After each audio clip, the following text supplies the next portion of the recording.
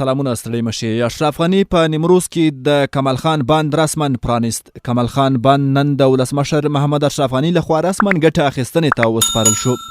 د اوبو د پرانیست مراسمو کې افغان ولسمشر د کابینې غړیو د ملي شورا استازیو او خلکو ګډون کړی و. ولسمشر غني د کمال خان بند په پرانیست غونډه کې وویل د کمال خان په فعالیدو سره مهاجر الوتونکي بیرته راستانه شو. زه غواړم مهاجر انسانان هم بیرته راستانه کړم.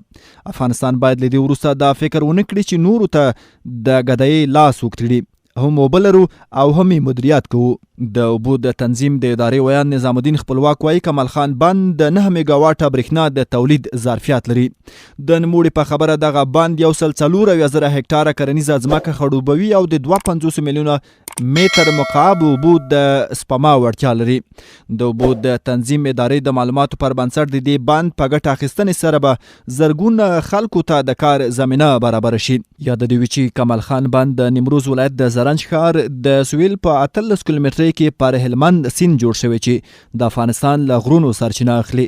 دغه بند د 200 میلیون امریکایي ډالرو په ارزښت جوړ شوی چې د 52 میلیونو متر مکعب اوبو د سپما وړتیا لري، د 9 میګاواټه برېښنا د تولید ظرفیت لري او د 140,000 هکټاره ځمکه خړوبوي. یاد بند سره د هیواد شاوخوا 10% اوبه مدیریت شو او نورې اوبه لا هم له ګټې اخیستنې پرته ګاونډیو هیوادونو ته بهیږي.